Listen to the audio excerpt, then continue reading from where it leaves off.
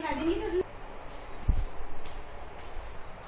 Friends, sir जी academy live classes में आपका स्वागत है। मैं साक्षी आज एक बार फिर से आपके साथ स्टैटिक के कुछ नए क्वेश्चन लेकर जुड़ी हूं। तो बिना समय को गवाए हम पहले क्वेश्चन की तरफ बढ़ते हैं। तो फर्स्ट क्वेश्चन की तरफ चलते हैं। फर्स्ट क्वेश्चन है हमारा कि क्रिकेट एशिया कप 2023 किस देश में आयोजित हुआ, या फिर क्रिकेट एशिया कप 2023 किस देश ने जीता।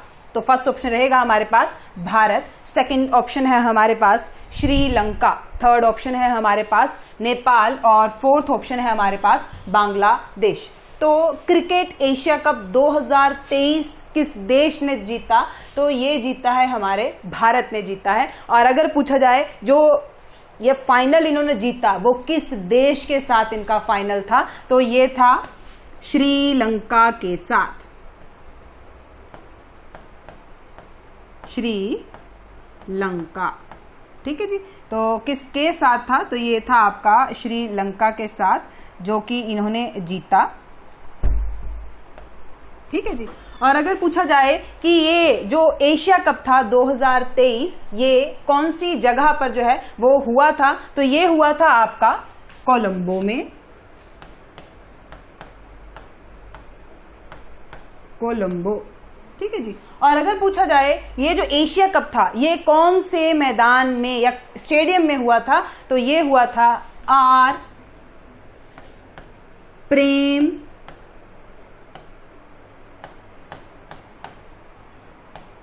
अगर पूछा जाए कि जो क्रिकेट एशिया कप 2023 है ये कौन से स्टेडियम में हुआ था, तो ये हुआ था आपके आर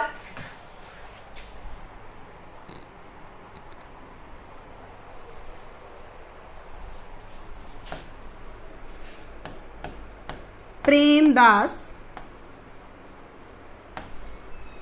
स्टेडियम, ठीक है जी। तो एक बार फिर से कि जो क्रिकेट एशिया कप 2023 था ये किस देश ने जीता, तो भारत ने जीता। किन के बीच में ये फाइनल हुआ, तो ये हुआ भारत बनाम श्रीलंका, और भारत इसमें जीता। हुआ कहां, कोलंबो में हुआ। और किस स्टेडियम में हुआ, तो आर प्रेमदास स्टेडियम में ये आयोजित हुआ था। चलते हैं आगे नेक्स्ट क्वेश्चन की तरफ। तो दूसरा क्वेश्चन है हमारा कि ब्रिक्स शिखर सम्मेलन जो था वो कहां आयोजित हुआ, मतलब जो 2023 का शिखर सम्मेलन हुआ है ये कहां पर हुआ। तो फर्स्ट ऑप्शन है आपके पास जोहान्सबर्ग, अस्ताना, या फिर कुआलालंपुर, और या फिर दुबई में। तो जो ब्रिक्स शिखर सम्मेलन है जो कि 2023 का कहां पर आयोजित हुआ, तो ये हुआ था जोहान्सबर्ग में, इसको आयोजित किया गया, ठीक है जी। नेक्स्ट बात करते हैं कि जोहान्सबर्ग है कहां पे, दक्षिण अफ्रीका में है। अस्ताना की बात करें तो ये कजाकिस्तान में है। और उसी तरह से अगर बात की जाए कुआलालंपुर जो है ये कहां पर है, तो ये किसकी राजधानी है, तो ये है आपकी मलेशिया की राजधानी, ठीक है जी। इसी तरह से अगर पूछा जाए कि जो ब्रिक्स सम्मेलन 2023 जो आयोजित हुआ ये कौन से नंबर का सम्मेलन था, तो ये आ गया आपका 15वें नंबर का जो था ये सम्मेलन आयोजित हुआ। और अगर पूछा जाए कि इस सम्मेलन में कितने नए देशों को जोड़ने की बात की है, तो इसमें जो है वो 6 नए देशों को जोड़ने की बात की गई है। वो देश कौन कौन से हैं, तो सबसे पहले हम बात करेंगे ईरान, मिस्र, अर्जेंटीना,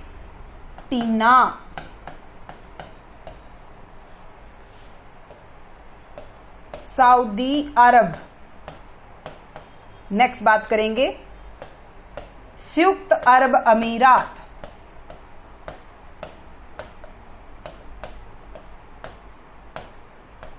संयुक्त अरब अमीरात, और एक करेंगे हम ईरान हो गया है, मिस्र हो गया है, अर्जेंटीना हो गया है, ठीक है जी, सऊदी अरब हो गया है, संयुक्त अरब अमीरात हो गया है। तो इस तरह से हम बात कर सकते हैं। और एक रह गया हमारा इथियोपिया। तो इस तरह से हमारे ब्रिक्स सम्मेलन या फिर ब्रिक्स में जुड़ने वाले नए 6 देश, तो कौन कौन से आ गए हमारे पास? ईरान, मिस्र, अर्जेंटीना, सऊदी अरब, संयुक्त अरब अमीरात और इथियोपिया। ठीक है जी। और कौन से नंबर का सम्मेलन था? 15वें नंबर का सम्मेलन ये 2023 में हुआ। कहां हुआ? तो ये हुआ है आपका जोहान्सबर्ग में। ठीक है जी। तो चलते हैं नेक्स्ट क्वेश्चन की तरफ। थर्ड वन, वर्ष 2023 में G20 शिखर सम्मेलन जो था उसकी अध्यक्षता कौन से देश ने की है? तो फर्स्ट ऑप्शन रहेगा आपके पास कनाडा, सेकंड ऑप्शन आपके पास रहेगा भारत, थर्ड ऑप्शन रहेगा आपके पास जर्मनी, फोर्थ ऑप्शन रहेगा आपके पास बेल्जियम। तो जो G20, एक सबसे पहले तो पता होना चाहिए कि G20 जो है इसकी फुल फॉर्म क्या है। तो इसकी फुल फॉर्म है ग्रुप ऑफ 20।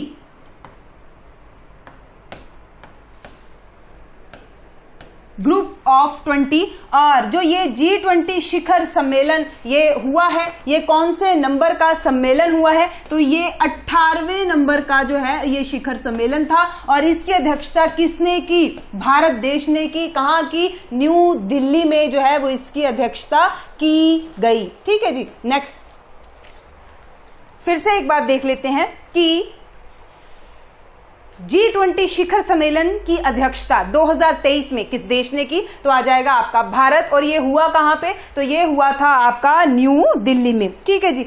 नेक्स्ट हम बात करें कौन से नंबर का ये सम्मेलन हुआ है? तो ये 18वें नंबर का सम्मेलन हुआ है। और G20 की फुल फॉर्म की अगर बात की जाए तो क्या है? Group of 20। उसी तरह से अगर पूछा जाए कि भारत की राजधानी का क्या नाम है? न्यू दिल्ली।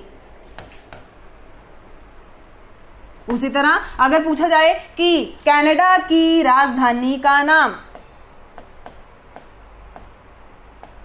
तो कनाडा की राजधानी का नाम क्या है? ओटावा। उसी तरह से जर्मनी की राजधानी का नाम, जर्मनी की राजधानी का नाम आ जाएगा बर्लिन। और बेल्जियम की राजधानी का नाम ब्रुसेल्स। ठीक है जी। कनाडा की ओटावा, जर्मनी की बर्लिन, बेल्जियम की ब्रुसेल्स और भारत की न्यू दिल्ली जो है वो इसकी कैपिटल रहेगी। ठीक है जी। तो नेक्स्ट क्वेश्चन की तरफ बढ़ते हैं। क्वेश्चन नंबर 4, इसरो का जो मुख्यालय है वो कहां पे है? तो मुख्यालय से पहले हमें इसरो की फुल फॉर्म जो है वो पता होनी चाहिए।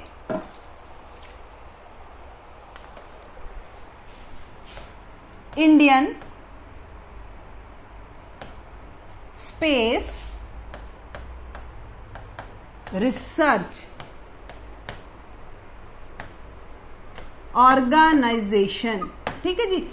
इंडियन स्पेस रिसर्च ऑर्गेनाइजेशन का हेडक्वार्टर या फिर जो मुख्यालय है वो कहां पे है? फर्स्ट ऑप्शन रहेगा आपके पास दिल्ली, सेकंड ऑप्शन है बेंगलुरु, थर्ड ऑप्शन है मुंबई या फिर नन ऑफ दिस। तो जो इसरो है इसका मुख्यालय कौन सा है? तो इसका मुख्यालय आपका आ जाएगा बेंगलोर। ठीक है जी। और पूछा जाए कि इसरो के जो प्रेजेंट टाइम में अध्यक्ष हैं वो कौन है?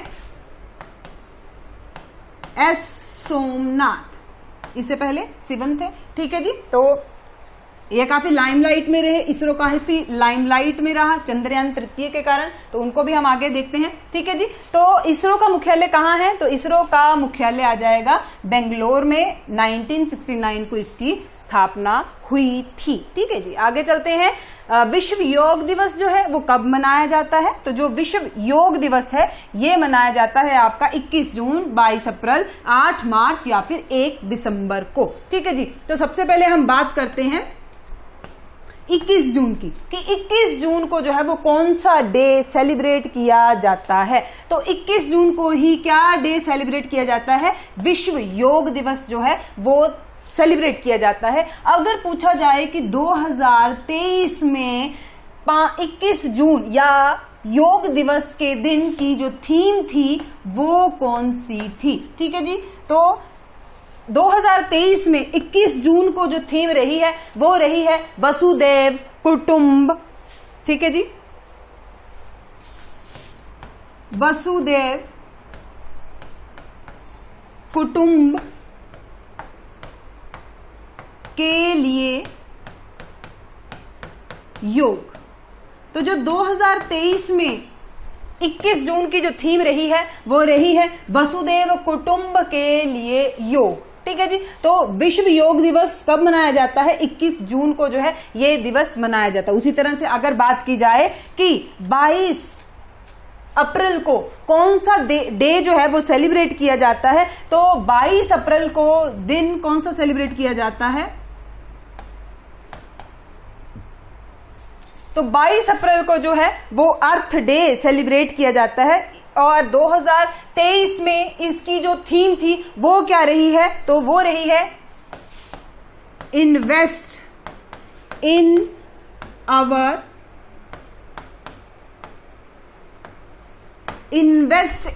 अवर प्लेनेट। ये 2023 की 22 अप्रैल या अर्थ डे की थीम रही है 2023 में। चलते हैं 8 मार्च की तरफ। तो 8 मार्च को कौन सा दिन सेलिब्रेट किया जाता है? तो ये विमेन्स डे, या फिर हम बोल सकते हैं कि ये महिला दिवस के रूप में जो है इसे मनाया जाता है, ठीक है जी। और इसकी भी अगर बात की जाए कि कौन सी थीम रही है 2023 में, तो इसकी थीम रही है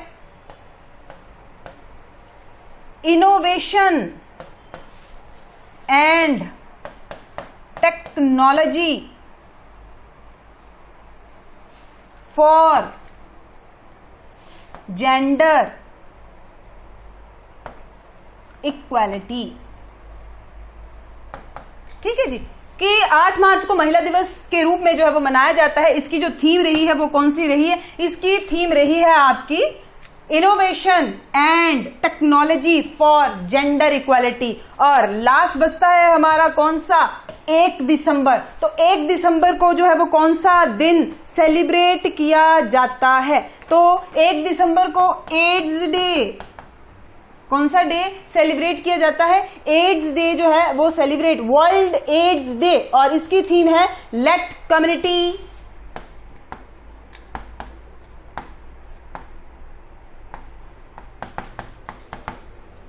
लीड्स, ठीक है जी। तो एड्स डे कब मनाया जाता है? 1 दिसंबर को जो है वो मनाया जाता है। विश्व योग दिवस कब मनाया जाता है? 21 जून को मनाया जाता है। अर्थ डे कब मनाया जाता है? 22 अप्रैल को मनाया जाता है। महिला दिवस कब मनाया जाता है? 8 मार्च को मनाया जाता है। और एड्स, वर्ल्ड एड्स डे कब मनाया जाता है? तो ये मनाया जाता है आपका 1 दिसंबर को। 6th क्वेश्चन की तरफ बढ़ते हैं। तो मालदीव की संसद का क्या नाम है? तो फर्स्ट ऑप्शन रहेगा डायट, मजलिस, ठीक है जी, ये ठीक कर लेना, मजलिस। थर्ड ऑप्शन है ड्यूमा और कांग्रेस। तो जो मालदीव है ये, इसकी संसद का नाम है मजलिस। उसी तरह ईरान की भी संसद का क्या नाम है? मजलिस। डाइट किसकी संसद का नाम है? तो डाइट आ जाएगा आपका जापान की संसद का नाम आ जाएगा डाइट। उसी तरह से ड्यूमा किसकी संसद का नाम है? तो ड्यूमा आ जाएगा आपका रूस। और कांग्रेस किसकी संसद का नाम है? तो आ जाएगा यूएसए, ठीक है। तो डाइट जो है वो किसकी संसद का नाम है? डाइट आ जाएगा जापान, ड्यूमा आ जाएगा आपका रशिया, कांग्रेस आ जाएगा यूएसए। और मजलिस किसकी राजधानी संसद का नाम है? तो आ जाएगा आपका मालदीव और ईरान की संसद का नाम मजलिस। 7th क्वेश्चन चलते हैं। विश्व का सबसे बड़ा और गहरा महासागर कौन सा है? प्रशांत महासागर, हिंद महासागर, मृत सागर, इनमें से कोई नहीं। तो इनमें से बताएं कि कौन सा जो है विश्व का सबसे बड़ा और सबसे गहरा महासागर है। तो इसका सही आंसर कौन सा रहेगा? पैसिफिक ओशियन जो है वो इसका सही ऑप्शन रहेगा। और इसकी शेप कैसी है? ट्रायंगुलर शेप जो है वो इसकी है, ठीक है जी। और पूछा जाए कि कितने जो है वो महासागर आ जाते हैं, तो सबसे पहले जैसे हल्का सा देख लेते हैं। जैसे ये आ गया आपका नॉर्थ अमेरिका, यहाँ पे आ जाता है आपका साउथ अमेरिका, यहाँ पर जो है वो आपका आ जाता है यूरोप, ये आ जाता है आपका एशिया, और इधर जैसे आ जाता है आपका अफ्रीका, और इधर जैसे आ जाता है आपका ऑस्ट्रेलिया, ठीक है जी। तो पैसिफिक जो है वो कहाँ पे आ जाएगा? जैसे यहाँ पर आ जाता है आपका आर्कटिक, ठीक है जी। यहाँ पर जो है वो आपका आ जाता है पैसिफिक ओशियन, ठीक है जी। उसी तरह से यहां पर आ जाता है आपका अटलांटिक ओशियन, और यहां पर आ जाता है आपका इंडियन ओशियन, और यहां पर आ जाता है आपका सदर्न ओशियन, ठीक है जी। तो इस तरह से हमारे जो है ओशियन आ जाते हैं। तो कितने ओशियन हो गए हमारे पास? 5। उसी तरह से 7 कॉन्टिनेंट हैं। कौन कौन से कॉन्टिनेंट हैं? तो सातों के सातों जो है, जैसे 7 कॉन्टिनेंट हो गए हमारे। महासागर पूछे जाए तो कितने आ जाते हैं? तो वो भी आपके कितने आ जाते हैं? वो आ जाते हैं आपके पास 5। तो फिर से अपने क्वेश्चन की तरफ बढ़ते हैं कि विश्व का सबसे बड़ा और गहरा महासागर जो है वो कौन सा है? तो वो आ जाएगा आपका प्रशांत महासागर। ये बड़ा भी है विश्व में और यही जो है वो गहरा भी है, ठीक है जी। चलते हैं नेक्स्ट क्वेश्चन की तरफ।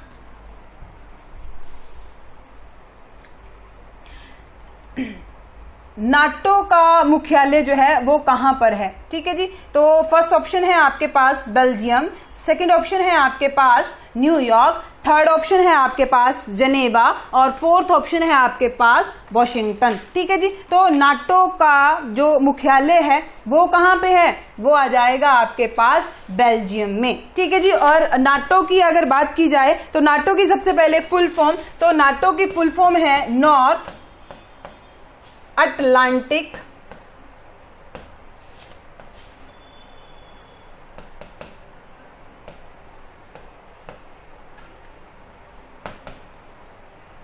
ट्रीटी ऑर्गेनाइजेशन, ठीक है जी।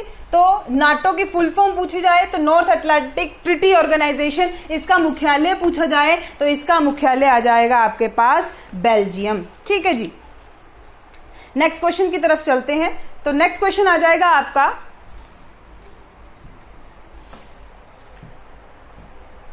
विश्व पर्यावरण दिवस कब मनाया जाता है, या फिर इन्वायरमेंट डे जो है वो कब मनाया जाता है? ऑप्शन है 8 मार्च, 9 जून, 5 जून या फिर 7 अप्रैल। तो 9th क्वेश्चन, विश्व पर्यावरण दिवस कब मनाया जाता है? तो इसका जो सही आंसर रहेगा वो कौन सा रहेगा?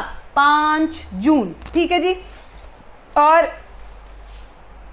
2023 में 5 जून को जो है वो कौन सी थीम रखी गई थी विश्व पर्यावरण दिवस की? तो इसकी आ जाएगी beat plastic pollution. Beat plastic pollution जो है वो 2023 की 5 जून को जो है वो थीम रखी गई थी, है ना। और 8 मार्च हमने पहले पीछे भी डिस्कस किया कि महिला दिवस के रूप में जो है वो इसे मनाया जाता है, ठीक है जी। 9 जून की बात करें या फिर इस तरह से हम बात करें कि 8 मार्च हमने पहले डिस्कस किया है, इसकी थीम भी हमने जो है वो पहले जो है वो डिस्कस कर ली है, ठीक है। और फिर से चलते हैं कि 5 जून को, तो 5 जून को जो है पर्यावरण दिवस मनाया जाता है। थीम इसकी क्या है? तो बीट प्लास्टिक पोल्यूशन। उसी तरह से अगर बात की जाए कि 9 अप्रैल को क्या मनाया जाता है, तो ये विश्व स्वास्थ्य दिवस, हेल्थ डे जो है यहां पर सेलिब्रेट किया जाता है। और अगर पूछा जाए कि 7 अप्रैल को क्या थीम जो थी वो रखी गई थी 2023 में, तो इसकी जो थीम थी वो थी हेल्थ फॉर ऑल, ठीक है जी। तो ये रही है थीम आपकी 7 अप्रैल की, ठीक है। तो इसी तरह से नेक्स्ट क्वेश्चन की तरफ चलते हैं। विश्व की सबसे बड़ी ताजे पानी की झील कौन सी है? सुपीरियर है, कैस्पियन है, बुल्लर है या फिर चिल्का है? तो विश्व की सबसे बड़ी ताजे पानी की झील जो कौन सी आ जाएगी? सुपीरियर सबसे बड़ी ताजे पानी की झील है। कैस्पियन की बात की जाए तो विश्व की सबसे बड़ी झील, सबसे बड़ी झील कौन सी? कैस्पियन, ठीक है जी। और विश्व की सबसे बड़ी ताजे पानी की झील आ जाएगी आपकी सुपीरियर। भारत में ताजे पानी की झील कौन सी है? बुल्लर। कहां है? J&K में। चिल्का की बात की जाए तो खारे पानी की झील या फिर तटीय लगून झील अगर पूछी जाए तो वो आ जाती है आपकी चिल्का। तो विश्व का सबसे बड़े ताजे पानी की झील आ जाएगी आपकी सुपीरियर, ठीक है जी। नेक्स्ट क्वेश्चन की तरफ चलते हैं। विश्व का सबसे बड़ा नदी द्वीप कौन सा है? इंडोनेशिया, डी नदी या फिर माजुली? या इनमें से कोई नहीं। तो विश्व का सबसे बड़ा नदी द्वीप कौन सा है? माजुली। माजुली नदी द्वीप कहां पड़ता है? तो ये ब्रह्मपुत्र नदी पर पड़ता है कहां पे? असम में आता है। ठीक है जी। तो विश्व का सबसे बड़ा नदी द्वीप कौन सा है? तो आ जाएगा आपके पास माजुली। और विश्व की सबसे छोटी नदी, तो विश्व की सबसे छोटी नदी कौन सी है? डी नदी। ठीक है, नेक्स्ट क्वेश्चन की तरफ चलते हैं। हिमाचल में प्रथम परमवीर चक्र विजेता जो हैं वो कौन रहे हैं? फर्स्ट ऑप्शन रहेगा आपके पास लेफ्टिनेंट कर्नल कमान सिंह, सेकंड ऑप्शन है आपके पास गंगवीर सिंह, थर्ड ऑप्शन है आपके पास मेजर सोमनाथ शर्मा और फोर्थ ऑप्शन है आपके पास जमींदार लाला राम। ठीक है जी। तो इसका सही आंसर जो रहेगा वो रहेगा कि हिमाचल में सबसे पहले परमवीर चक्र किसे मिला है? तो ये मिला है आपके मेजर सोमनाथ शर्मा को। तो उसी तरह से अगर बात की जाए कि लेफ्टिनेंट कर्नल कमान सिंह, इनको जो है वो कौन सा पदक जो है वो दिया, या इनको कौन सा चक्र दिया, कौन सा सम्मान दिया गया है हिमाचल में? तो जो कर्नल कमान सिंह है इन्हें महावीर चक्र जो था इनको दिया गया था। उसी तरह से अगर पूछा जाए गंगवीर सिंह, तो गंगवीर सिंह को जो है वो पुलिस पदक, हिमाचल का पहला पुलिस पदक किसे दिया गया है? तो ये दिया गया है गंगवीर सिंह। मेजर सोमनाथ शर्मा को परमवीर चक्र दिया गया है और जमींदार लाला राम, इनको हिमाचल का प्रथम विक्टोरिया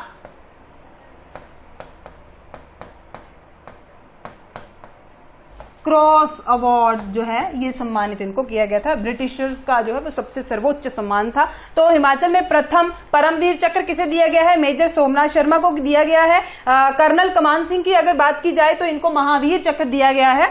गंगवीर सिंह को जो है वो पहला पुलिस पदक दिया गया है और जमींदार लाला राम को जो है वो विक्टोरिया क्रॉस पहली बार जो है इनको सम्मानित किया गया था। चलते हैं नेक्स्ट क्वेश्चन की तरफ। Question number 13।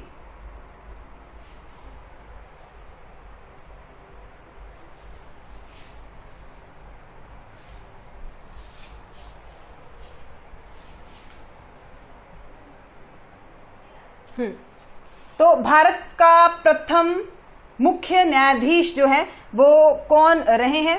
तो भारत का प्रथम मुख्य न्यायाधीश, तो सबसे पहले ऑप्शन है हमारे पास हीरालाल जे कानिया, सेकंड ऑप्शन है जीवी मावलंकर, थर्ड ऑप्शन है न्यायमूर्ति हमीदुल्ला बेग और फोर्थ ऑप्शन है आपके पास सुकुमार सेन। ठीक है जी। तो अगर यहां से देखें हम सुकुमार सेन से, तो जो सुकुमार सेन थे ये क्या रह चुके हैं? ये रहे हैं हमारे प्रथम मुख्य चुनाव आयुक्त।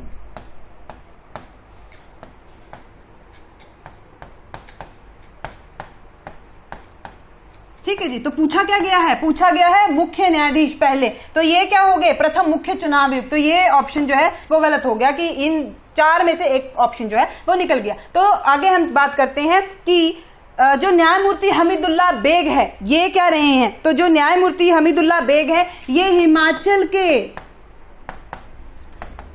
प्रथम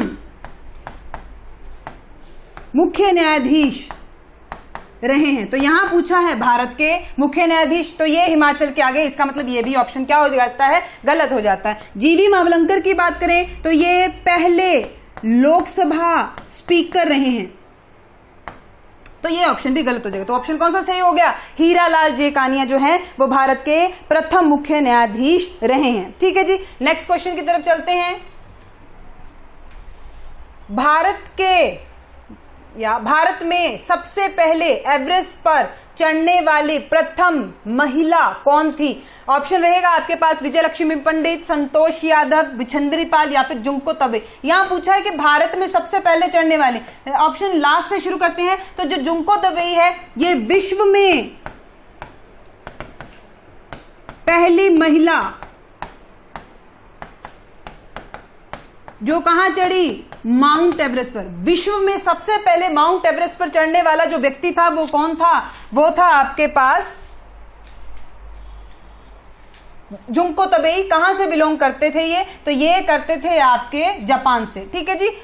चलते हैं हम संतोष यादव पर। तो संतोष यादव की अगर हम बात करें तो लगातार एवरेस्ट पर चढ़ने वाली महिला की लगातार 2 बार चढ़ने वाली एवरेस्ट पर महिला कौन सी थी? तो वो रही है आपकी संतोष यादव। एवरेस्ट पर पहुंचने वाली लगातार 2 बार, है ना। तो माउंट एवरेस्ट की हाइट कितनी है? 8848 मीटर, ठीक है जी। और उसी तरह से हम बात करते हैं कि विश्व की सबसे ऊंची चोटी कौन सी है? विश्व की सबसे ऊंची चोटी माउंट एवरेस्ट। उसी तरह से अगर पूछा जाए भारत की सबसे ऊंची चोटी, तो भारत की सबसे ऊंची चोटी है गॉडविन ऑस्टिन, या फिर इसको K2 बोल सकते हैं। और भारत में सबसे ऊंची चोटी तो आ जाएगा आपका कंचनजंगा, जो कहां पड़ती है? सिक्किम में। उसी तरह चलते हैं, विजय लक्ष्मी पंडित पहली महिला राजदूत, ठीक है जी, विजय लक्ष्मी पंडित। अब बचती कौन है? बछेंद्री पाल। तो भारत में सबसे पहले एवरेस्ट शिखर पर पहुंचने वाली पहली महिला कौन सी थी? बछेंद्री पाल। तो एक बार इसको फिर से कर लें कि जो माउंट एवरेस्ट की हाइट है वो है 8848 मीटर। एक करेक्ट कर लें कि माउंट एवरेस्ट विश्व की सबसे ऊंची चोटी जो है वो कौन सी है? माउंट एवरेस्ट है, और उसकी हाइट कितनी है? 8848 मीटर। ये जरा देख लेना, ठीक है जी। आगे चलते हैं नेक्स्ट क्वेश्चन की तरफ।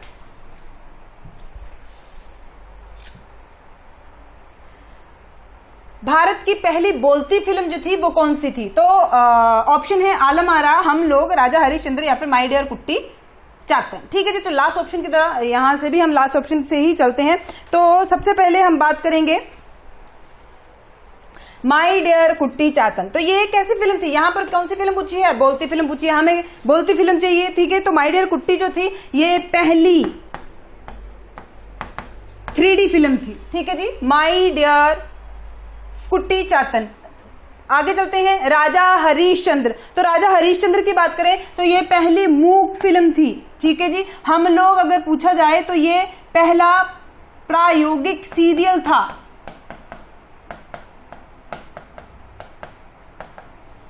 और आलम आरा जो थी, ये इसका राइट आंसर रहेगा कि भारत की पहली बोलती फिल्म कौन सी है? आलम आरा, ठीक है जी। चलें नेक्स्ट क्वेश्चन की तरफ।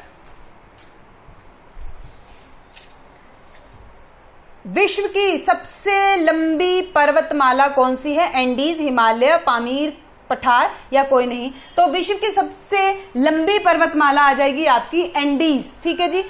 उसी तरह हिमालय की बात की जाए तो ये बलित पर्वत है, ओल्ड फोल्ड माउंटेन, ठीक है जी। ये लास्ट लेक्चर में भी हमने देखा था, ओल्ड फोल्ड माउंटेन, ठीक है जी। और पामीर पठार रूफ ऑफ द वर्ल्ड इसको बोला जाता है, ठीक है जी, दुनिया की छत इसको बोला जाता है। तो विश्व की सबसे लंबी पर्वतमाला की बात की जाए तो एंडीज। नेक्स्ट 17th, भारत में सर्वाधिक वर्षा वाला स्थान कौन सा है? मेघालय है, मासिनराम है, चिरापुंजी है, या इनमें से कोई नहीं? तो भारत में सबसे ज्यादा, विश्व में सबसे ज्यादा बारिश कहां होती है, ठीक है जी। तो वो स्थान अगर पूछा जाए तो विश्व में भी, भारत में भी वो स्थान कौन सा है? मासिनराम, ठीक है जी, पड़ता है आपके कौन से राज्य में? मेघालय। आगे है, मैकमोहन लाइन किन 2 देशों के बीच में खींची गई है? भारत पाकिस्तान, भारत चीन, जर्मनी पोलैंड। तो सबसे पहले हम बात करते हैं कि मैकमोहन लाइन, यहाँ फर्स्ट ऑप्शन से चलते हैं। भारत और पाकिस्तान के बीच में कौन सी लाइन है?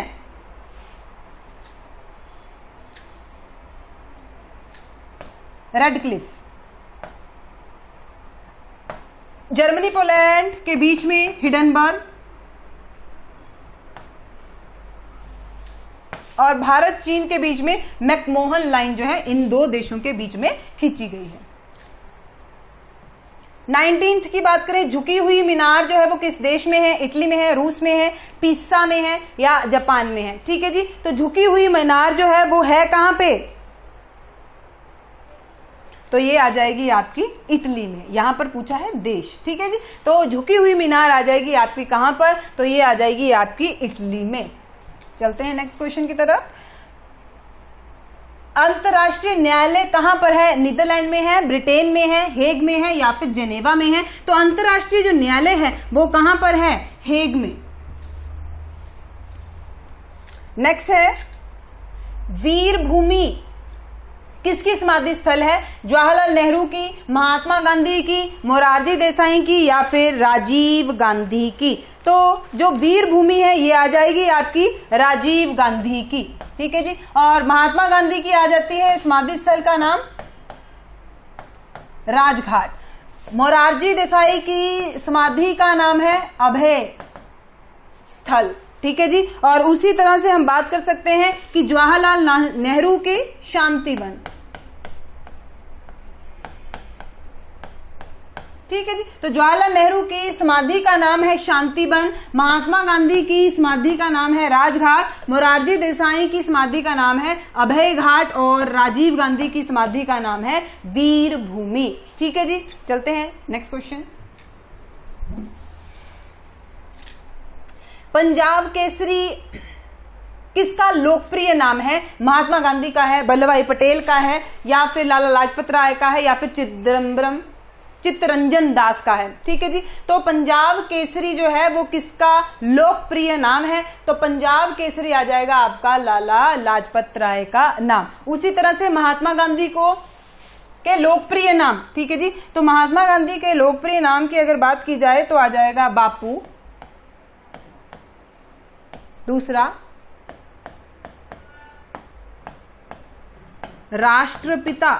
ये दो के दो नाम किसके हैं? महात्मा गांधी किसके द्वारा? सुभाष चंद्र बोस के द्वारा दिए गए थे। वल्लभ भाई पटेल की बात की जाए तो इन्हें लौह पुरुष कहा जाता है। भारत की जो सबसे ऊंची मूर्ति है वो किसकी है? वल्लभ भाई पटेल आयरन मैन की है। ठीक है जी। और ये भी पूछा जाता है कि ये मूर्ति जो है वो कितने मीटर ऊंची है? तो ये 182 मीटर जो है वो ऊंची है। और भारत के पहले गृह मंत्री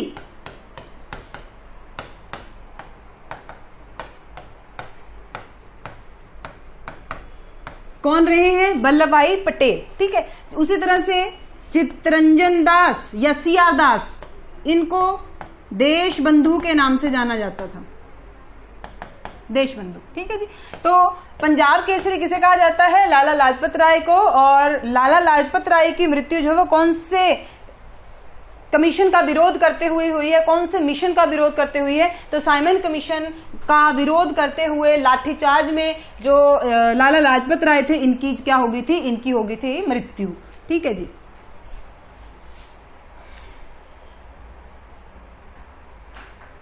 अमीर खुसरो को किस लोकप्रिय नाम से जाना जाता है? राष्ट्रपिता, लौह पुरुष, देशबंधु, तोतारंग या तोता ए हिंद। ठीक है जी। तो प्रीवियस क्वेश्चन में हमने इसी चीज को डिस्कस किया कि राष्ट्रपिता किसे कहा जाता है? महात्मा गांधी को। लौह पुरुष किसे कहा जाता है? वल्लभ भाई पटेल को। देशबंधु किसे कहा जाता है? CR दास को देशबंधु कहा जाता है। तो ऑप्शन क्या बचता है? तोता ए हिंद। ठीक है जी। तो तोता ए हिंद जो है वो किसे बोला जाता है? तो अमीर खुसरो को तोता ए हिंद बोला जाता है। इनकी बहुत इंपॉर्टेंट बुक्स हैं, जैसे आशिका,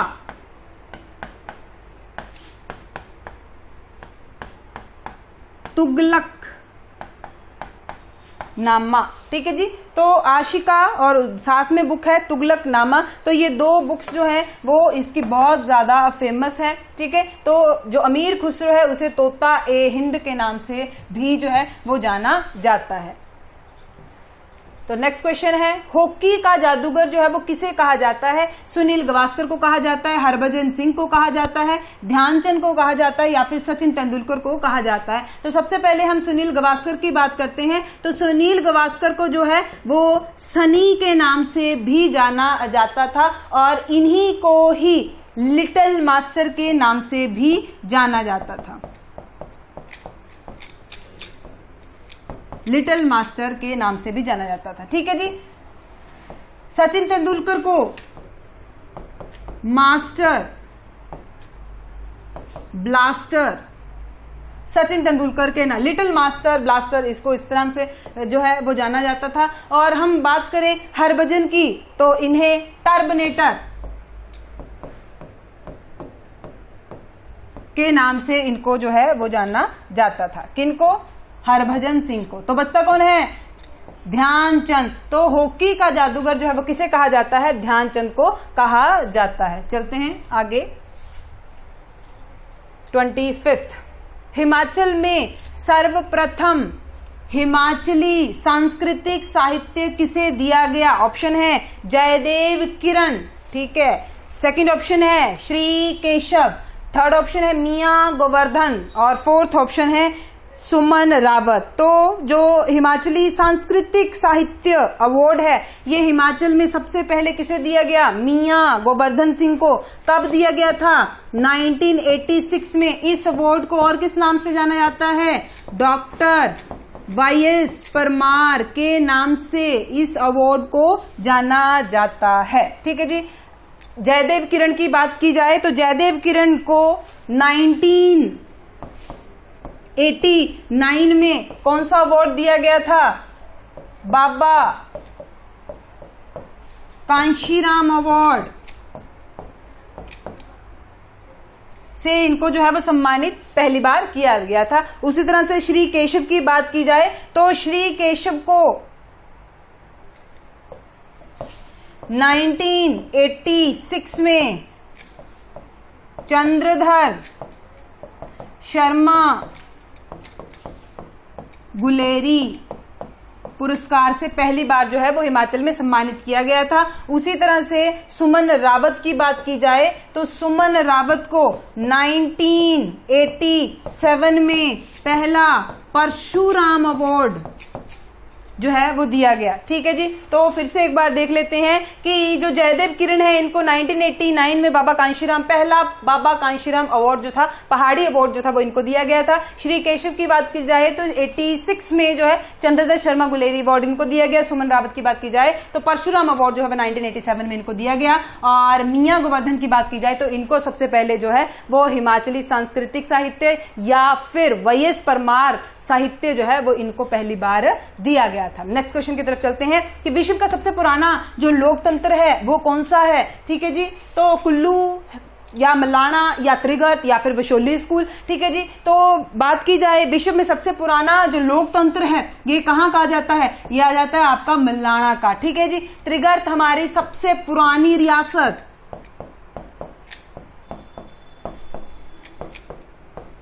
और विशोली की बात की जाए तो सबसे पुराना चित्रकला स्कूल, पेंटिंग स्कूल।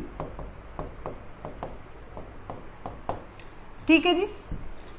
तो सबसे पुराना जो लोकतंत्र है वो कहां का है? ये आ जाएगा आपका मलाना का। चलते हैं नेक्स्ट क्वेश्चन। हिमाचल का प्रथम उप मुख्यायुक्त कौन रहा? ठीक है जी। तो ऑप्शन है हमारे पास एनसी मेहता, मेजर जनरल हिम्मत सिंह, ईपी मून या फिर यशवंत सिंह परमार। ठीक है जी। तो हिमाचल प्रदेश का सबसे पहले अगर 48 की बात करें तो हिमाचल प्रदेश को जो है वो मुख्य आयुक्त प्रांत जो है वो घोषित कर दिया गया था। चीफ कमिश्नर प्रोविंस जो है वो बना दिया गया था। तो हिमाचल के पहले जो मुख्य आयुक्त रहे थे वो कौन थे? एनसी मेहता।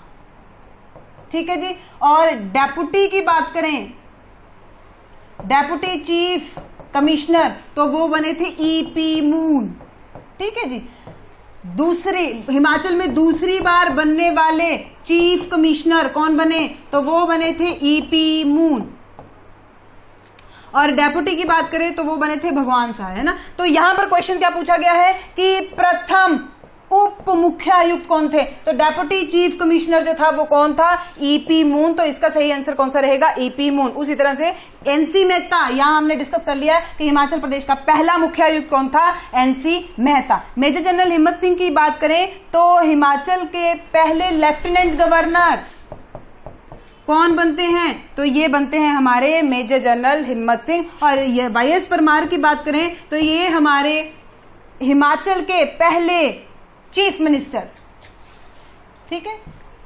तो हिमाचल के प्रथम उप मुख्यायुक्त जो हैं वो कौन रहे हैं? तो वो रहे हैं आपके ईपी मून। ठीक है। आगे करते हैं। हिमाचल की सबसे बड़ी प्राकृतिक झील जो है, नेचुरल लेक, वो कौन सी है? सूरजताल है, रेणुका है, गोविंद सागर है या फिर पंडोह। ठीक है जी।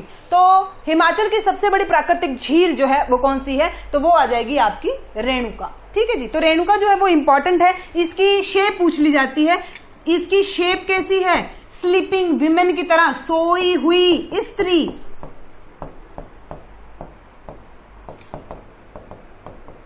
इसकी शेप पूछ ली जाती है। ठीक है जी। रेणुका का परशुराम से संबंध,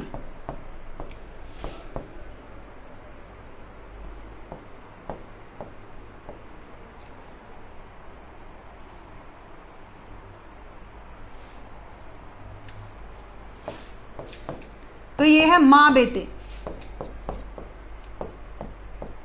ठीक है जी, ये क्वेश्चन भी पूछ लिया जाता है। तो सूरजताल की बात करें कि सूरजताल झील कैसी झील है? हिमाचल की सबसे ऊंची झील। गोविंद सागर की बात करें तो गोविंद सागर जो है ये कृत्रिम, सबसे बड़ी कृत्रिम झील हिमाचल की। पंडोह की बात करें तो सबसे छोटी झील। ठीक है जी, तो सूरजताल सबसे ऊंची, रेणुका जो है वो सबसे बड़ी प्राकृतिक झील है, और गोविंद सागर है ये सबसे बड़ी कृत्रिम झील है, और सबसे छोटी जो आदगी वो आगे हमारी पंडोह झील। नेक्स्ट है कागजी मुद्रा जारी करने वाला पहला देश कौन सा है? तो ऑप्शन है आपके पास रूस, अफ्रीका, चीन या यूएसए। तो कागजी मुद्रा को जारी करने वाला जो देश है वो कौन सा है? वो आ जाएगा आपके पास चीन। ठीक है जी, ये भी इंपॉर्टेंट क्वेश्चन है। चल ठीक है जी, उसी तरह से अगर पूछा जाए कि रूस की जो राजधानी है वो कौन सी है? ठीक है जी, तो रूस की राजधानी है मॉस्को। ठीक है जी, उसी तरह से चीन की राजधानी पूछी जाए तो चीन की राजधानी आ जाएगी आपकी, चीन की राजधानी आ जाएगी आपकी बीजिंग। ठीक है जी, अफ्रीका की राजधानी अगर पूछी जाए तो आ जाएगी आपकी केप टाउन, और यूएसए की अगर पूछी जाए तो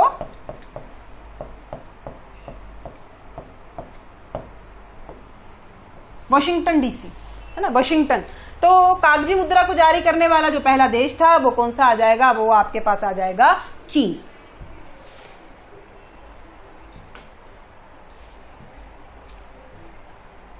आईने अकबरी किसकी पुस्तक है? गुलबदन बेगम या मलिक मोहम्मद जैसी या अबुल फजल या फिर अलबरूनी की? तो आईने अकबरी जो पुस्तक है ये आ जाती है आपकी अबुल फजल की, और इनकी ही एक और बुक भी थी जिसका नाम था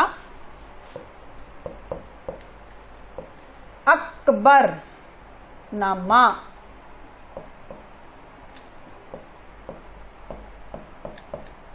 ये भी किसकी बुक थी? अबुल फजल की। दो बुक थी, आईने अकबरी भी इंपॉर्टेंट है और अकबरनामा भी इंपॉर्टेंट है। बात करते हैं गुलबदन बेगम ने कौन सी बुक लिखी? तो गुलबदन बेगम की बुक का नाम है हुमायूंनामा।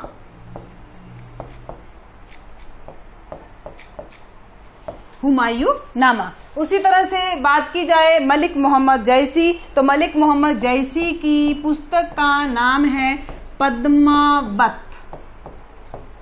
ठीक है जी, इस पर फिल्म भी बनी है। अलबरूनी की बात की जाए तो किताबुल हिंद या तहकीक ए हिंद, ये दो बुक्स जो थी वो किसके द्वारा? तो ये दो बुक जो हैं वो आ जाएंगी आपकी किसकी? अलबरूनी की, है ना। तो गुलबदन बेगम ने कौन सी बुक लिखी? हुमायूंनामा। ठीक है जी, अबुल फजल की बुक का नाम अकबरनामा, आईने अकबरी जैसी की बुक का नाम है पद्मावत, और अलबरूनी की बुक का नाम है किताबुल हिंद और तहकीक ए हिंद। 30 क्वेश्चन की तरफ बढ़ते हैं। रावी नदी का संस्कृत नेम क्या है? ठीक है जी, तो सबसे पहले हम लिख लेते हैं कि हिमाचल में बहने वाली कितनी नदियां हैं। तो सबसे पहले हिमाचल में जो है वो कितनी नदियां फ्लो करती हैं? 5। तो कौन कौन सी? ब्यास, आगे हम बात करेंगे चिनाब, नेक्स्ट बात करेंगे रावी, आगे बात करेंगे सतलुज, और नेक्स्ट बात करेंगे यमुना। ठीक है जी, अब इनके संस्कृत वैदिक नेम जो है वो पूछ लिए जाते हैं। ठीक है जी, तो इस तरफ जो है वो हम लिख लेंगे क्या? संस्कृत नेम। ठीक है जी, और इस तरफ हम लिख लेंगे वैदिक नाम। अब व्यास का जो है वो संस्कृत नेम क्या है? विपाशा, और वैदिक नेम आ जाएगा इसका अर्जिकिया। चिनाब की अगर बात करें तो चिनाब का संस्कृत नेम आ जाएगा चंद्रभागा, और वैदिक नेम अस्किनी। रावी का संस्कृत नेम इरावती, वैदिक नेम पुरुषिणी। सतलुज का संस्कृत नेम शतुद्रु।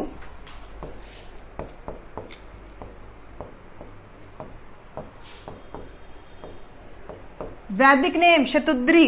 यमुना का संस्कृत नेम नहीं होता, नहीं है, इसका सिर्फ कौन सा,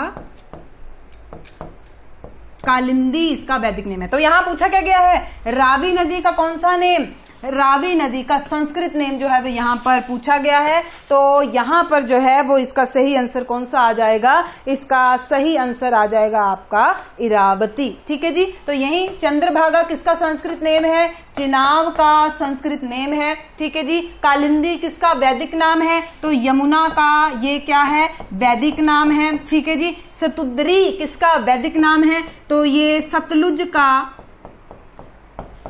वैदिक नाम है। तो रावी का संस्कृत नेम इरावती। हिमाचल में तैरते टापुओं की झील किसे कहा जाता है, प्राशर, पंडोह, रिवाल्सर या फिर कराली। ठीक है जी।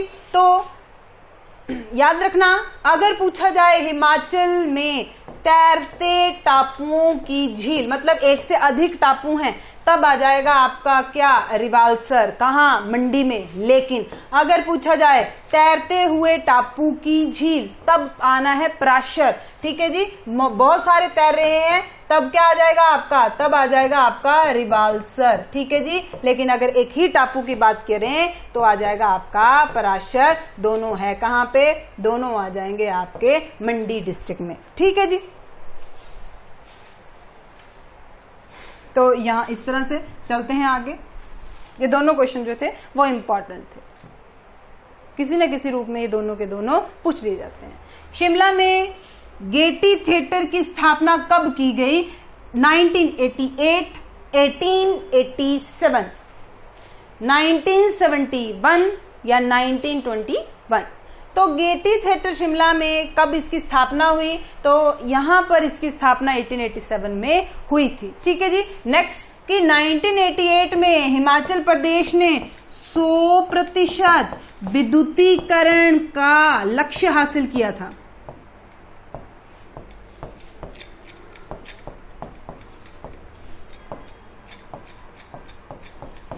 लक्ष्य यहां पर प्राप्त किया था। 1971 में क्या हुआ था, तो 1971 में Himachal Pradesh state electricity board का गठन हुआ था। ठीक है जी। 1921 की बात की जाए तो 1921 को महात्मा गांधी हिमाचल आए थे पहली बार। ठीक है जी। तो गेटी थिएटर की स्थापना कब की गई, 1987 में जो है वो इनकी स्थापना की गई थी। ठीक है जी। पहाड़ी चित्रकला पुस्तक किसके द्वारा लिखी गई है। ठीक है जी। तो पहाड़ी चित्रकला जो पुस्तक है ये शांता कुमार, राहुल संस्कृतायन, किशोरी लाल वैद या फिर वंशीराम शर्मा। तो पहाड़ी चित्रकला जो पुस्तक है ये किशोरी लाल वैद के द्वारा लिखी गई है। तो शांता कुमार की कुछ बुक्स के नाम जैसे लाजो,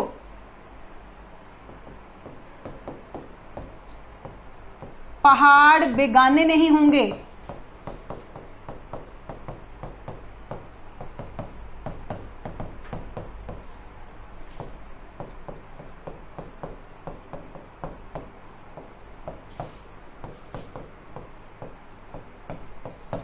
राजनीति की शतरंज,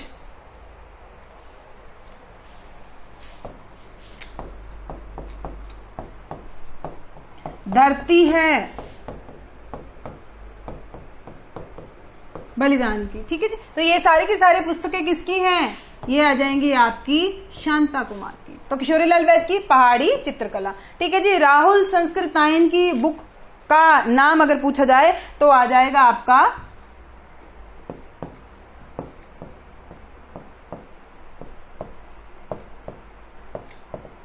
किन्नर देश। ठीक है जी। और दूसरी राहुल संस्कृतायन की बुक का नाम है हिमाचल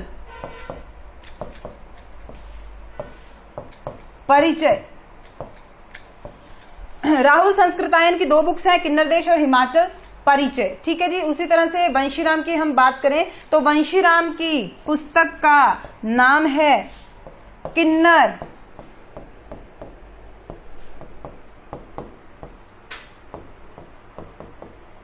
लोक साहित्य।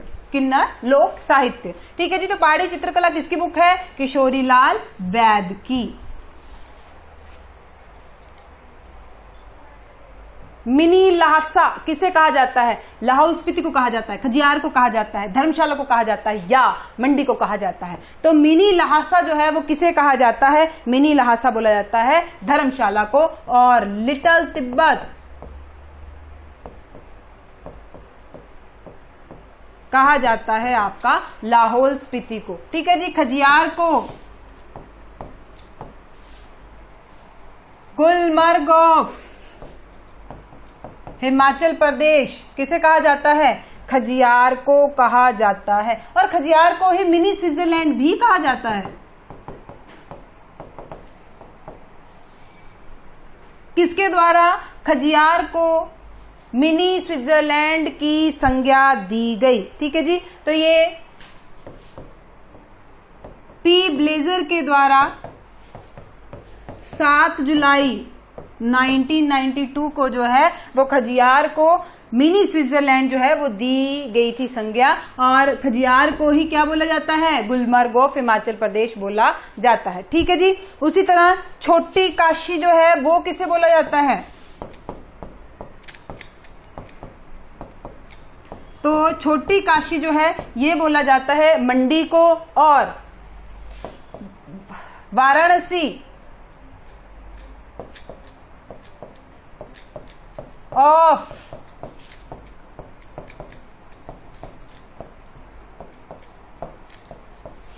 हिमाचल प्रदेश किसे कहा जाता है? तो ये भी किसे बोला जाता है? मंडी को बोला जाता है। तो मिनी लहासा किसे बोला जाता है? ये बोला जाता है धर्मशाला को, लिटिल तिब्बत लाहौल स्पीति को, mini Switzerland Gulmarg of Himachal Khajjiar को, छोटी काशी वाराणसी ऑफ हिमाचल प्रदेश मंडी को बोला जाता है।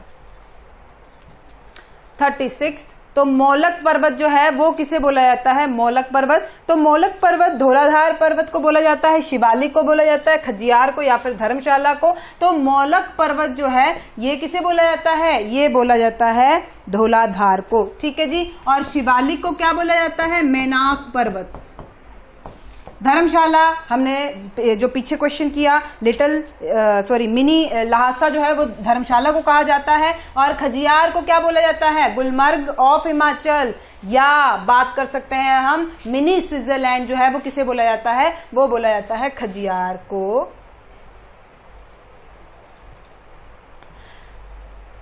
बूढ़ी दिवाली हिमाचल में कहां पर मनाई जाती है? तो बूढ़ी दिवाली हिमाचल में निरमंड में मनाई जाती है, कुल्लू में मनाई जाती है, नग्गर में मनाई जाती है या फिर मनाली में मनाई जाती है। तो बूढ़ी दिवाली हिमाचल में मनाई जाती है निरमंड में। ठीक है जी। नग्गर में जो है वो कौन सी यात्रा की जाती है? सारही यात्रा। नग्गर जगह पड़ती है कुल्लू में। ठीक है जी। ठीक है। और आगे हम बात करेंगे कि मनाली, कुल्लू का बहुत ज्यादा फेमस क्या है? कुल्लू का दशहरा। ठीक है जी। तो कुल्लू का दशहरे की अगर हम बात करें तो ये किसने शुरू करवाया था? इसे जो है वो जगत सिंह ने करवाया था। कब? 1651 में जगत सिंह ने इसको शुरू करवाया था। और ये जो है वो कौन से मैदान में ये मेला लगता है? तो ये लगता है आपके ढालपुर मैदान में। ठीक है। चले आगे करते हैं मनाली। तो मनाली में जो है वो डुंगरी मेला लगता है। किसे समर्पित है? मां हडिम्बा को ये मेला जो है वो समर्पित है। तो बूढ़ी दिवाली हिमाचल में कहां मनाई जाती है? तो ये मनाई जाती है निरमंड में। हिमाचल का सबसे पुराना मेला कौन सा है? रेणुका मेला, लवी मेला, शिवरात्रि मेला, दशहरा मेला। तो हिमाचल का सबसे पुराना मेला है लवी मेला। ये एक व्यापारिक मेला है, पूछा जाता है। ठीक है जी। तो सबसे पुराना मेला याद रखना है हिमाचल का, तो हिमाचल का सबसे पुराना मेला आ जाएगा आपका कौन सा? लवी मेला। ठीक है जी। उसी तरह से शिवरात्रि की बात करें तो मंडी की शिवरात्रि बड़ी ज्यादा फेमस है। तो शिवरात्रि का पूछ लिया जाता है कि ये जो है वो कहां पर मनाई जाती है, मतलब कौन से मैदान में। ठीक है जी।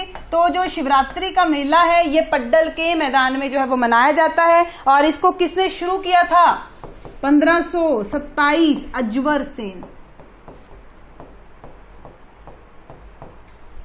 और दशहरा हमने पीछे पढ़ लिया है कि दशहरा जो है वो किसने शुरू करवाया था? 1651 में जगत सिंह के द्वारा जो है वो इसको शुरू करवाया था। और कौन से मैदान में जो है ये मेला लगता है? ढालपुर मैदान में लगता है। तो सबसे पुराना हिमाचल का मेला कौन सा है? तो आ जाएगा आपका लवी मेला। ठीक है जी। सबसे पुराना व्यापारिक मेला है ये।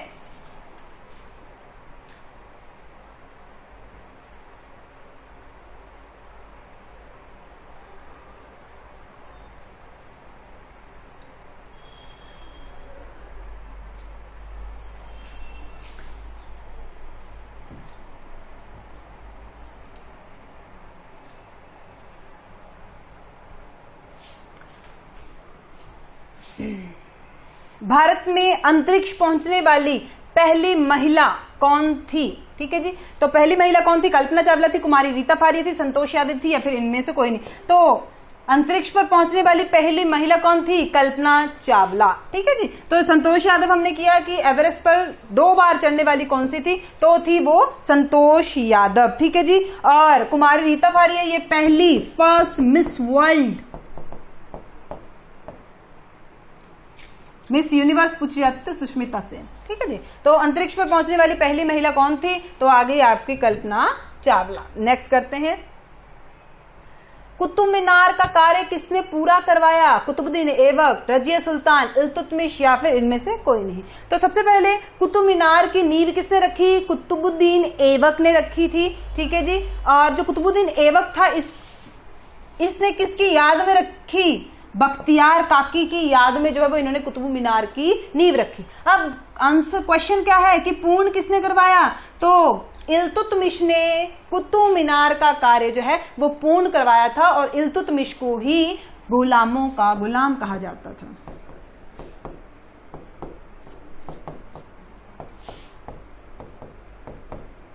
और कुतुबुद्दीन ऐबक को 1000 दिनारी के नाम से जाना जाता था। ठीक है जी। क्योंकि ये लाखों का 1000 दिनारी नहीं, इसको बोलते हैं लाख बख्श। 1000 दिनारी बोला जाता है। मलिक काफूर को उसको 1000 दिनार में खरीदा था। ठीक है जी। तो यहां पर जो क्वेश्चन है कि कुतुबुद्दीन ऐबक को किस नाम से जाना जाता था? लाख बख्श, लाखों का दान करने वाला, इसलिए इसे लाख बख्श के नाम से जाना जाता था। 1000 दिनारी मलिक काफूर को। ठीक है जी। क्योंकि उसको 1000 दिनार से खरीदा गया था। ठीक है। ये 2 क्वेश्चन अलग से। तो गुलामों का गुलाम किसे बोला जाता है? इल्तुतमिश को। और कुतुब मीनार का कार्य किसने पूरा करवाया? तो ये करवाया था इल्तुतमिश ने। ठीक है जी। भारत में पहली और आखिरी महिला सुल्तान तो आ जाएगा रजिया सुल्तान। किसकी बेटी थी? इल्तुतमिश की बेटी थी। तो ये क्वेश्चन भी इंपॉर्टेंट है।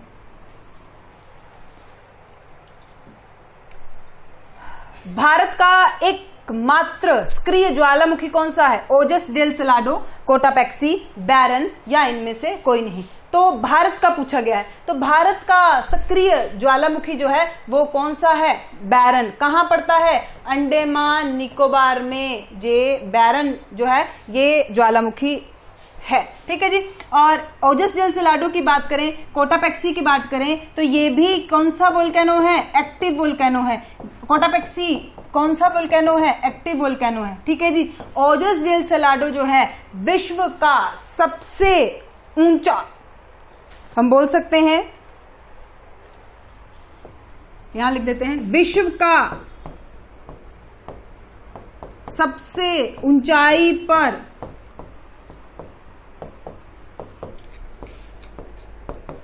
स्थित सक्रिय ज्वालामुखी है ये।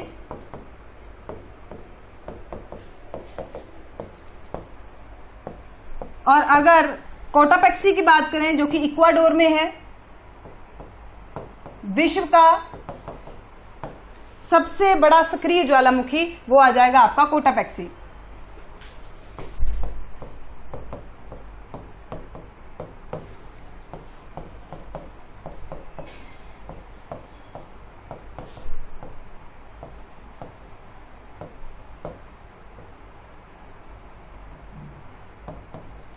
ठीक है जी। तो क्वेश्चन है कि भारत का एकमात्र सक्रिय ज्वालामुखी कौन सा है, तो वो आ जाएगा आपका बैरन। कहां पड़ता है? अंडमान निकोबार द्वीप समूह में पड़ता है। आउजस जेलसलाडू की बात करें तो ये भी एक एक्टिव वोल्केनो है जो कि विश्व का सबसे ऊंचाई पर स्थित सक्रिय ज्वालामुखी है। और उसी तरह से अगर पूछा जाए कि कोटापेक्सी जो है ये कैसा है, तो ये विश्व का सबसे बड़ा सक्रिय ज्वालामुखी है जो पड़ता है आपके इक्वाडोर में। विश्व की सबसे लंबी नदी जो है वो कौन सी है? नील है, गंगा है, सतलुज है, या फिर इनमें से कोई नहीं। तो विश्व की सबसे लंबी जो नदी है वो कौन सी आ जाएगी? वो आ जाएगी आपकी नील नदी। ठीक है जी। उसी तरह से सतलुज की बात करें तो दक्षिण भारत की सबसे लंबी नदी जो है वो कौन सी है? तो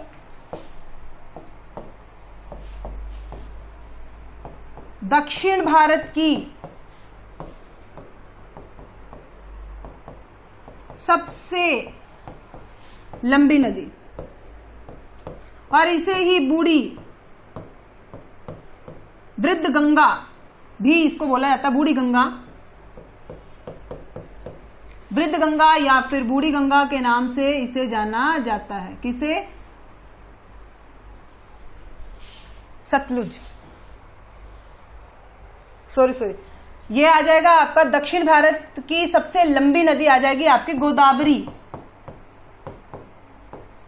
और गोदावरी को ही बूढ़ी गंगा के नाम से भी जाना जाता है। ठीक है जी। सतलुज की अगर हम बात करें तो सतलुज जो है वो हिमाचल की, ये जरा करें, हिमाचल की सबसे लंबी नदी कौन सी है? तो आ जाएगी सतलुज। और गोदावरी की बात करें तो गोदावरी जो है वो दक्षिण भारत की सबसे लंबी नदी है। इसे ही बूढ़ी गंगा, वृद्ध गंगा के नाम से भी जाना जाता है। दो क्वेश्चन अलग, ये भी देख लेना प्लीज, है ना। तो गोदावरी जो है वो दक्षिण भारत की जो है वो सबसे लंबी नदी है। कहां से निकलती है? महाराष्ट्र से निकलती है। नासिक के त्र्यंबकेश्वर से निकलती है, ये भी आप याद रखना। ठीक है। और गंगा की बात करें तो ये भारत की सबसे लंबी नदी है। ठीक है जी। तो भारत की सबसे लंबी नदी गंगा। नील नदी की बात करें तो विश्व की सबसे लंबी नदी, हिमाचल की सबसे लंबी नदी, तो ये आ जाएगी आपकी सतलुज। और दक्षिण भारत की सबसे लंबी नदी तो आ जाएगी आपकी गोदावरी। तो ये आपके पास हो गए 4 क्वेश्चन यहाँ पर। ठीक है, आगे चलते हैं। लोकसभा का चुनाव लड़ने के लिए न्यूनतम आयु कितनी होनी चाहिए? 20 वर्ष होनी चाहिए, 30 वर्ष होनी चाहिए, 25 वर्ष होनी चाहिए, या फिर 35 वर्ष होनी चाहिए। तो लोकसभा का चुनाव लड़ने के लिए जो है वो आयु सीमा कितनी होनी चाहिए? 25 वर्ष होनी चाहिए। ठीक है जी। और राज्यसभा का चुनाव लड़ने के लिए 30 वर्ष होनी चाहिए, और राष्ट्रपति का चुनाव लड़ने के लिए उम्र जो है वो 35 वर्ष होनी चाहिए, और पंचायत का चुनाव लड़ने के लिए उम्र कितनी होनी चाहिए? 21 वर्ष होनी चाहिए। फिर से कि लोकसभा को चुनाव लड़ने के लिए 25 वर्ष उम्र होनी चाहिए, राज्यसभा को चुनाव लड़ने के लिए 30 वर्ष होनी चाहिए, राष्ट्रपति का चुनाव लड़ने के लिए 35 वर्ष, और पंचायत के चुनाव लड़ने के लिए जो वो 21 वर्ष उम्र जो है वो होनी चाहिए। नेक्स्ट करते हैं। प्रधानमंत्री अपना त्यागपत्र जो है वो किसे देता है? ठीक है। तो प्रधानमंत्री राष्ट्रपति को देता है, उपराष्ट्रपति को देता है, राज्यपाल को देता है, या फिर मुख्य न्यायाधीश को देता है। तो प्रधानमंत्री जो है वो अपना त्यागपत्र किसे देता है? राष्ट्रपति को देता है। ठीक है जी। तो उपराष्ट्रपति अपना त्यागपत्र किसे देता है? तो उपराष्ट्रपति भी अपना त्यागपत्र किसे देता है? राष्ट्रपति को देता है। और राज्यपाल अपना त्यागपत्र जो है वो किसे देता है? तो राज्यपाल भी अपना त्यागपत्र जो है वो किसे देता है? राष्ट्रपति को देता है। लेकिन अगर पूछे राज्यपाल को शपथ कौन दिलाता है? तो राज्यपाल को शपथ जो है वो दिलाता है मुख्य न्यायाधीश। ठीक है जी। और राष्ट्रपति को भी शपथ कौन दिलाता है? तो राष्ट्रपति को शपथ भी कौन दिलाता है? मुख्य न्यायाधीश। तो प्रधानमंत्री अपना इस्तीफा जो है वो किसे देता है? तो प्रधानमंत्री अपना इस्तीफा जो है वो राष्ट्रपति को देता है।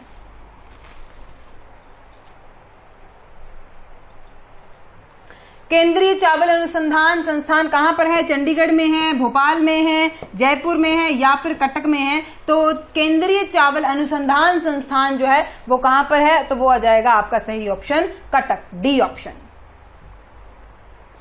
यूनेस्को का जो मुख्यालय है वो कहां पर है? ठीक है जी, तो यूनेस्को का मुख्यालय, या फिर हम बात कर सकते हैं कि ए ऑप्शन पेरिस है, वाशिंगटन डीसी है, जेनेवा है, या फिर इनमें से कोई नहीं है। तो यूनेस्को का जो मुख्यालय है ये कहां पर पड़ जाता है? ये पड़ जाता है आपका पेरिस में। ठीक है जी, तो उसी तरह से यूनेस्को की अगर फुल फॉर्म पूछी जाए, United Nations Educational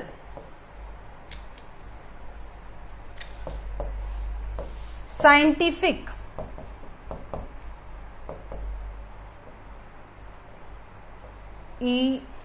Scientific Cultural Organisation. ठीक है जी, तो यूनेस्को की फुल फॉर्म अगर पूछी जाए तो United Nations Educational Scientific Cultural Organisation जो था वो इसकी फुल फॉर्म रहेगी। ठीक है जी, तो यूनेस्को का मुख्यालय जो है वो कहां पर है? तो यूनेस्को का मुख्यालय आपका आ जाएगा कहां पर? पेरिस में। ठीक है जी, नेक्स्ट क्वेश्चन की तरफ चलते हैं।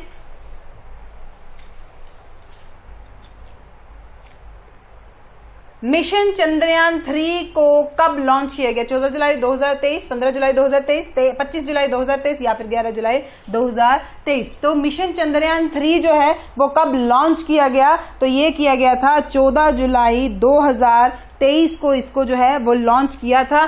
कब? मतलब तारीख तो है लेकिन टाइम क्या था? 2:35 PM को जो है वो यहां से लॉन्च कर दिया गया था। अब चंद्रयान 3 कब पहुंच गया था? तो ये पहुंच गया था कब?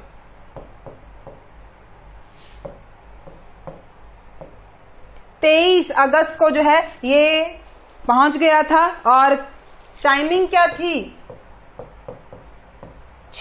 शाम के 6 बजे जो था ये 23 अगस्त को पहुंच गया था। कहां से जो है, किस अंतरिक्ष केंद्र से इसको भेजा गया था? सतीश धवन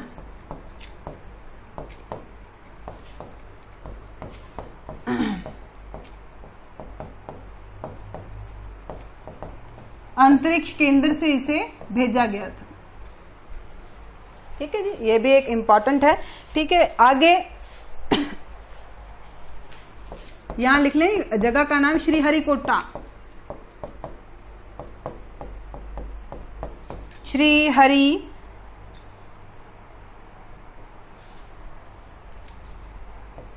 कोटा से जो है वो इसको भेजा गया था। ठीक है जी, और कौन सा रॉकेट था? LVM-3M4, ये है आपके रॉकेट का नाम। LVM-3M4 रॉकेट जिसके द्वारा जो है वो इसे भेजा गया था। अब अगर पूछा जाए कि इसरो के जो हेड हैं, अध्यक्ष हैं, वो हमने अभी भी किया कि कौन से थे? एस सोमनाथ इसरो के अध्यक्ष जो हैं वो अभी ये हैं। ठीक है जी, मिशन निदेशक अगर पूछा जाए कि कौन है?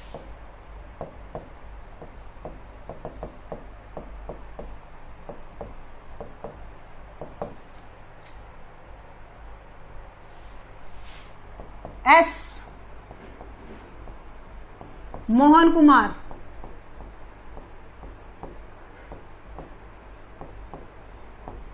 एस मोहन कुमार जो है वो मिशन निदेशक या फिर हम बोल सकते हैं कि मेन डायरेक्टर। ठीक है, मिशन डायरेक्टर। और प्रोजेक्ट डायरेक्टर की अगर बात करें तो वो है वीर मुथुवेल।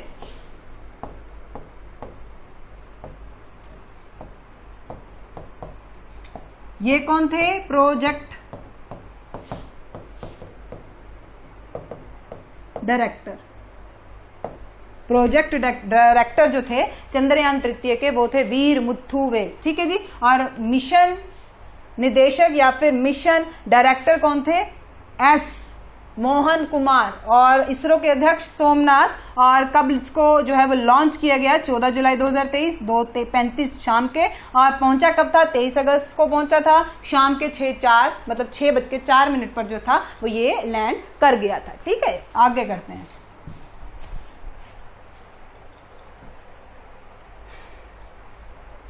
मानव शरीर की सबसे लंबी अस्थि जो थी या है वो कौन सी है? स्टेपिस है, फीमर है, यकृत है, या इनमें से कोई नहीं? तो मानव शरीर की सबसे लंबी अस्थि कौन सी होती है? जांघ की एक जो अस्थि जिसका नाम होता है फीमर। ठीक है जी। और उसी तरह से सबसे छोटी यहां पूछी जाती तब आना था कौन सा? स्टेपीज, ये होती है कान की। ठीक है जी। और उसी तरह अगर हम बात करें यकृत की, तो यकृत हम बात यहां कर सकते हैं कि शरीर की सबसे बड़ी ग्रंथि।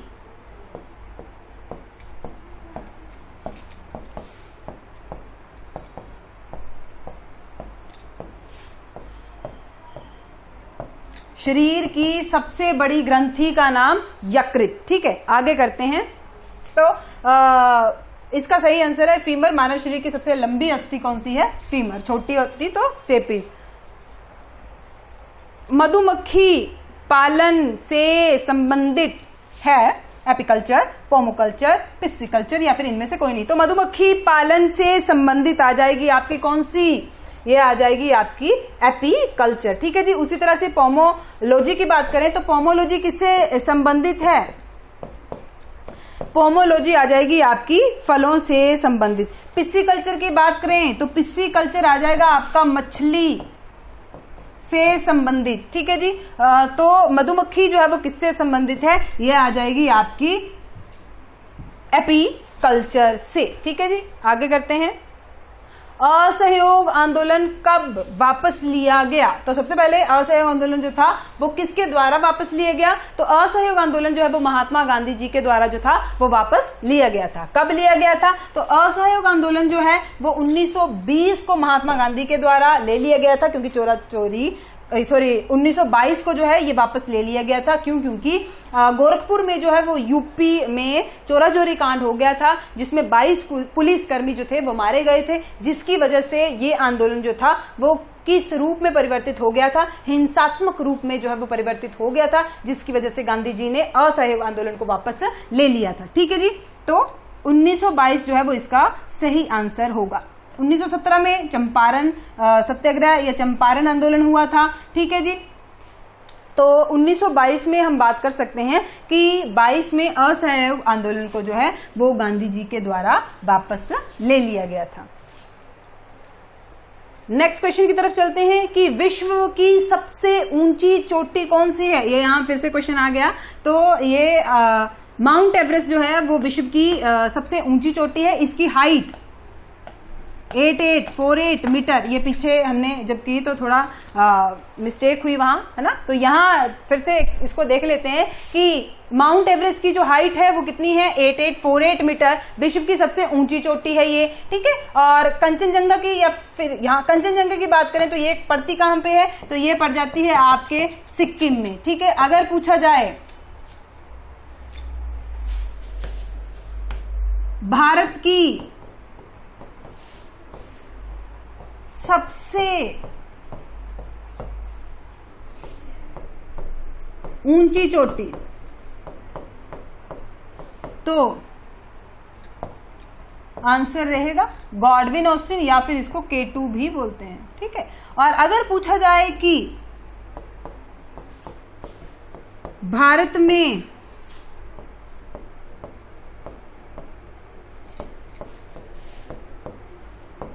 सबसे ऊंची चोटी, तो आ जाएगा आपका सिक्किम। ठीक है जी। तो ये भी जो है वो क्वेश्चन इंपॉर्टेंट है कि विश्व की सबसे ऊंची चोटी जो है वो कौन सी है। ठीक है। तो ये आ जाएगी आपकी कौन सी? ये आ जाएगी आपकी माउंट एवरेस्ट। ठीक है। तो ये क्वेश्चंस यहीं पे खत्म होते हैं। नेक्स्ट लेक्चर में हम नेक्स्ट टॉपिक के साथ या फिर नेक्स्ट क्वेश्चंस के साथ आपसे दोबारा मिलेंगे। So thank you.